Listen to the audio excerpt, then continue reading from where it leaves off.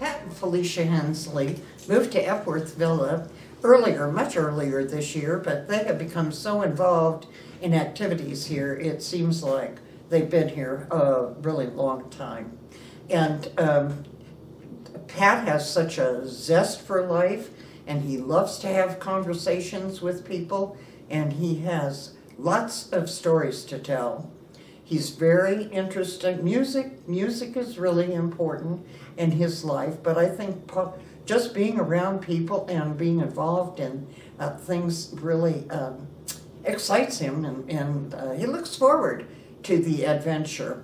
And I know he is planning to try new things as long as he's here. He said, as I said, he has a real zest for life. And you'll want to meet this couple if you haven't met them already, because they're very interesting. So let's get acquainted now with Pat Hensley. So where did life begin for you, Pat, and where did you spend your early school years? I was born in Great Bend, Kansas. My dad was in the oil field, and that's where his job was. But when I was about 2 years old, he changed to a different profession, and we ended up moving to Oklahoma City.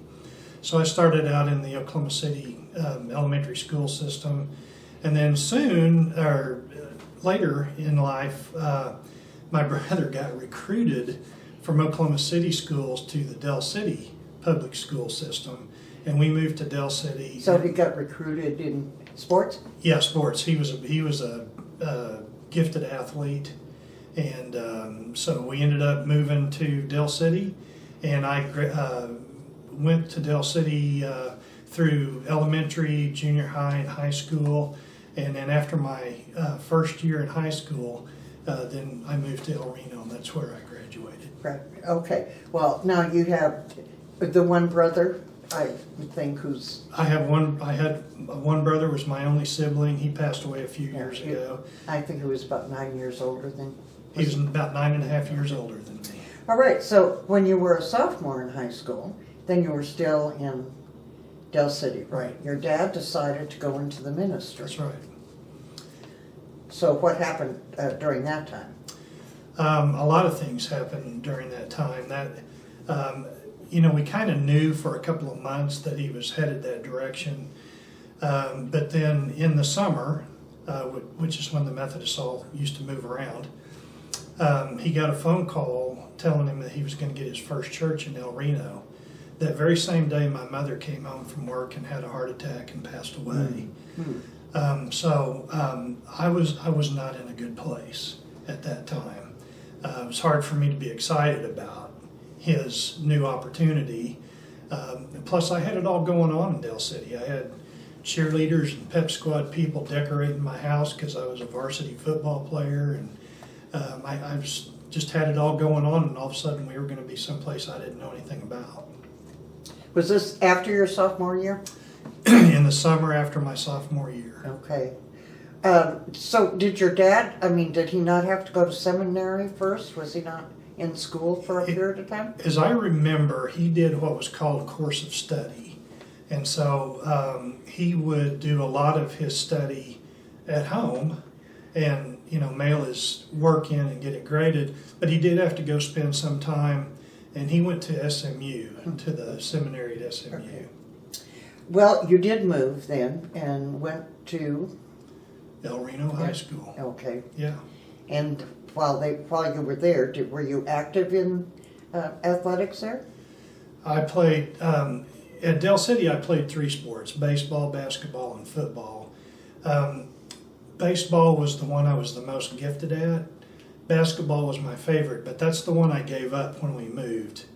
I just focused on baseball and football. Okay. So were you still having difficulty adjusting to the move and the loss of your mother at that time? Yeah, the parsonage, the church was 10 miles north in the country, and the closest house was 3/4 of a mile away. You couldn't see it stepping out into the front yard. And so I was pretty depressed. And I had gotten a job on a cattle farm, and I was just going to work and coming home and kind of going back in my room and listening to music. Yeah. And not really looking forward to doing anything. I was considering not playing any more sports because I didn't know anybody, and like I said, I was depressed. Okay, so, but did you not, but you have a God moment at that time too. You told Yeah, me. there's been a lot in my life, but one of the first ones I can remember is that my football coach in Del City called the football coach in El Reno and said, "You've got a guy that's moved out there and he's a player, and I hear he's not going to play, and I suggest you go out and see if you can change his mind." And so one day, my dad and I were sitting in the parsonage, and there was a knock at the door, and it turned out to be the assistant head football coach and 6 of the other players that were my age. And so they immediately took me into town and rounded up as many other guys as they could find, and some girls, and we played flag football, and I was immediately accepted. And I'm going to tell you, it probably saved me from some real heartache. Yeah. Yeah. Well, that, and then you had a couple of friends that were also involved in, was that at that time too or later? Yeah, well, it was a little bit earlier, the day that my mom died. That it was a chaotic scene in my head anyway. Chaos and lots of despair. But I had some really good friends in Del City, and one of them had just gotten his driver's license, and him and his sister came over to the house that day that she passed away, and they just said, "Come on, we're gonna get you out of here." And so they just took me out in the car, and we drove around, and they just let me talk, and they didn't try to solve any problems. They just let me be, but they got me out of all of that angst, and just being in the house was hard because she wasn't there anymore. So yeah, another God moment, I think. Yeah. So. Well, and they were one of those. I mean, the parents were your godparents too, and they sort of The looked parents after you. of the guy and his sister, the parents of those two became my godparents. Yeah. Well, after high school, there was some scholarships and a bit of college. Where was that? That's right. I had a scholarship offer from Southwestern Oklahoma State University to half football and half baseball, and I went. The recruiting period for that was during football season, and I went out to watch them practice, and they had a couple of linebackers that had returned from the Marine Corps, and they were knocking people in the next week, and I just said, "You know what, I don't think I want to play college football." So, but I had... you revered your body. That's right. But I had other scholarship offers, but the one that interested me the most kept me closer to my dad. Mm-hmm. And that was a scholarship offer at Rose State College, and the guy that was the coach there also coached my brother, 10 years earlier, and him and his wife were good friends with my parents, and so it felt right to be closer to him and play baseball. Well, you transferred though from Rose State to El Reno, and what was the reason for that? I had to work harder than my brother did at sports to be any good, and he would tell you that I might be better because I worked harder at it, but I just was missing, my dad, and I got frankly burned out playing baseball because I did it all the time, sun up to sundown, 7 days a week, and I just got burned out. So I decided to go back even closer to home, and I transferred to El Reno Junior College. Okay. Did you play sports there? Okay. I did not play sports there. Well, you did get an invitation to play baseball with a national team, didn't you? Or an international team. Yeah, just a few days after I quit playing baseball at Rose State College, I was drafted in the 16th or 17th round Major League Baseball, the Montreal Expos, who I think now is the Washington Nationals. And but again, I was burned out. I had seen my brother had to go through some things when he was playing in the St. Louis Cardinal organization that I didn't care for, and so I just didn't want to do that. I wanted to do other things. How long did he play for the Cardinals? He was in their organization for about 4 years. Okay, all right. I guess he got kind of tired of it too. Well, how did you meet your wife, Felicia? Another God moment? God moment, interesting moment. When my dad was the pastor in El Reno, one day he went into Oklahoma City and he came back and he pulled me out of the parsonage, told me he wanted to show me something, and we go out to the car and he slid out this guitar case and he opened it up, and it was a limited edition Alvarez acoustic guitar, gorgeous guitar. And I told him, man, that's really nice looking. And he said, well, I'm glad you like it, because I need you to be the youth director across the street. So I said, but I don't know how to play guitar. And he said, well, I got a book of chords here that I bought too. So you need to learn, because I need you over across the street. So that summer, that was the summer after my junior year, I spent that in the formal living room of the parsonage, going through that book of chords, trying to learn 7 or 8 chords that I could transition easily through, and then I had to find some music that the kids would enjoy. Yeah, okay. Yeah. And you're still playing the guitar today? Well, I play at it anyway. Yeah. So, but didn't you ask me how you met? So, so the wife. guitar, there's this string about the guitar all the way through my story. So I kept playing the guitar, and then at some point, my brother, who had gotten out of baseball, had become a non-denominational preacher, and he traveled around Oklahoma and Texas and did church in homes.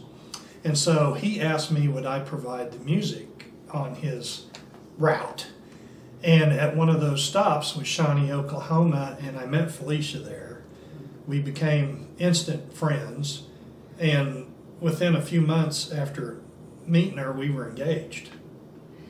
So what was he? Did he belong to a denomination that sent him out to made plans for him to go to these homes? Or It wasn't a denomination. It was a group, and I, for the life of me, can't remember the name of that group.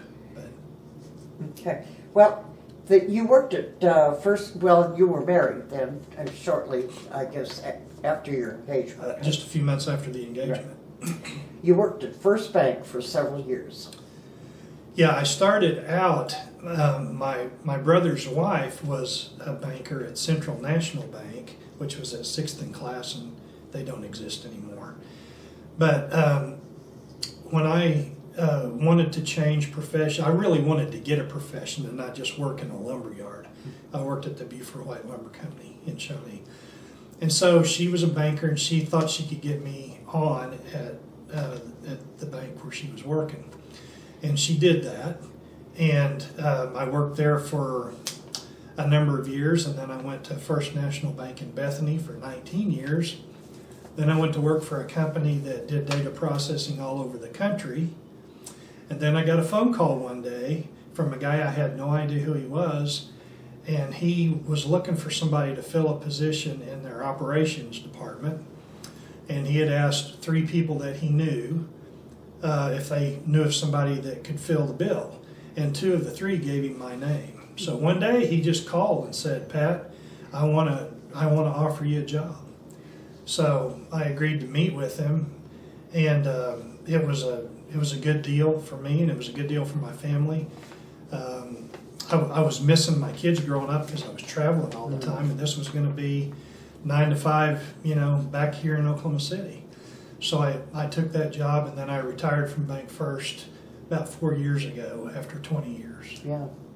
Well, okay, and you mentioned your kids. You have 2. I have 2 kids. We've got a daughter, Elizabeth, and she's married and lives about 20 minutes west of here. And then I've got a son, Alex, and he lives about 20 minutes south of here. Okay. Well, we're geographically in the center. Well, it's nice. It's nice to be close. Yeah. So you and Felicia moved to Edmond sometime, during your career, and joined First United Methodist Church. That came about in kind of an unusual way. Yes.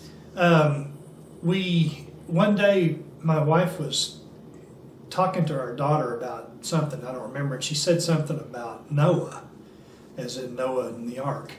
And our daughter said, "Who's Noah?" And so soon after that, there was a family meeting between Pat and Felicia about we really need to get into church and make sure our kids know about our traditions. And so we joined the church, and we were just kind of there, just showing up on Sunday. And then we went on vacation. And then our dear friend, David Severe, senior pastor, while we were on vacation, they had, annually, they have this meeting where they try to pick people to be on different committees.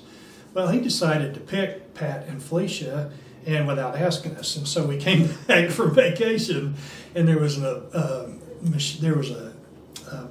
message on our answering machine, and it said, "Pat, this is Dave Severe, and just wanted to let you know you're on the finance committee, and by the way, Felicia, you're running the preschool children's department." Big jobs, really. I mean, we didn't turn it down, Yeah. But it was just kind of funny. Well, I don't think you turned much of anything down. Not from him, you for do sure. like to, no. Yeah, I mean, need to you learn. like new things. I got to You like- learn to say no. I'm Yeah, sorry. really? Do you? You have so much fun not saying yes.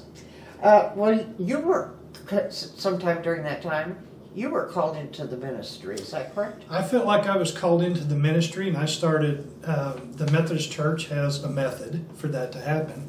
And I started down that road and then decided that wasn't for me. And then soon after that, Felicia decided she would go into the ministry. And she was, educationally, she was really prepared to do that fairly quickly. And I still had to finish up a full degree and then college and then seminary. And, it's just too much. Well, you were a very active spouse for her and Yeah. support through the Yeah. years. Yeah. And the music? Well, at Edmond First, I was a part of this group that was doing contemporary worship. And one day the guy that was running it called me out in the hall after practice and handed me the keys, and he said, I'm going to go do something else, and you're in charge. So people just kept doing that to me. Confidence. Anyway, yeah. I mean, people like confidence. Yeah. So I led the contemporary worship service for 7 years, but then Felicia went into the ministry, and in many of the churches she went into, they didn't have any music, or they had very little. And so I was able to sort of fill the gaps. And frankly, my ministry that I was called into was to be whatever Felicia needed me to be in her ministry. And So sometimes I was a youth director, sometimes I was a music, sometimes I was both, whatever. sometimes you were usher. Usher, yeah. I preached. And everyone. I was a certified lay It speaker. seems when you talk about it, it really was fulfilling. It was very fulfilling. Right. I even took over the cooking. Ah. Yeah, I wanted her to, be free to be able to jump at a moment's notice. And But one of the things you said about your hobbies was cooking. So cooking is Yeah. one of my hobbies. Yeah. I still get up on Saturday morning and watch cooking shows on OETA. what brought you to Epworth? Well, first of all, we knew David Conrad, who was here. He was the pastor of the contemporary worship service that I led for 7 years. So we'd known him for a long, long time. And he was here, and he had told us about it. But what really drove that was that my mom died in her 50s, my dad died in his 70s, Felicia's parents died in their 70s. And so genetically, we didn't feel like we had time to dally around about getting some things done. And Felicia's mom had a real difficult time with Alzheimer's, and our children got to see the challenges of Alzheimer's. And so we didn't want them to have to come and have that awkward conversation with us, that we needed to go somewhere where we could have some care and that kind of stuff. We also, when Felicia went into the ministry, we moved away from friends, longtime friends that we had, and they had to go on and do what they do. And so when she retired and we came back, we really didn't have anybody to be friends with, and you got that in spades around here. Yes. Yeah. So fortunately for me to come here, I didn't have to give up any of my hobbies. I like to play golf. I can still do that. I love to do a vegetable garden. They got the garden spot out there, and I've got tomatoes coming out my ears right now. So I didn't really have to give up anything, and she didn't either. She's got her hobby stuff that she's doing, and so. But the biggest impetus was so that our kids would not be put in the position of having to do those hard things. Well, those tomatoes that are coming out your ears, I would like them in my ears. I deliver. Okay. Anything on your bucket list? I don't really have a bucket list, but there's one thing that I would like to do, and I'm a sports nut. I grew up in it, but I've been to an NBA game and I've been to Major League Baseball, but I've never seen an NFL game live, and so I want to do that. I've got a cousin who lives in Henderson, Nevada, which is just outside of Las Vegas. Las Vegas has a team, an NFL team, so I'm kind of working on a trip to run out and see her and go to a football game, and then maybe shoot over into San Diego and see what that's all about. Well, as I said earlier, you're very interesting, and I really like having conversations with you because I always learn something, but we always have a good laugh during that time too. So, and you have entered into a lot of activities here. You're one of our youngest residents here, if not having the title of being the youngest.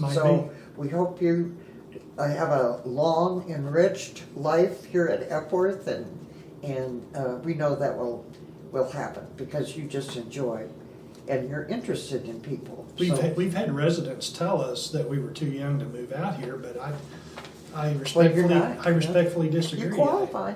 I qualify. Plus, I can still do things, and there's things to do here, and so you're not put out to pasture when you come to Epworthville, no. Unless you want to be. There's That's right. just all kinds of things. So, yeah. Thanks again, Pat. Oh, glad to do Appreciate it. All right.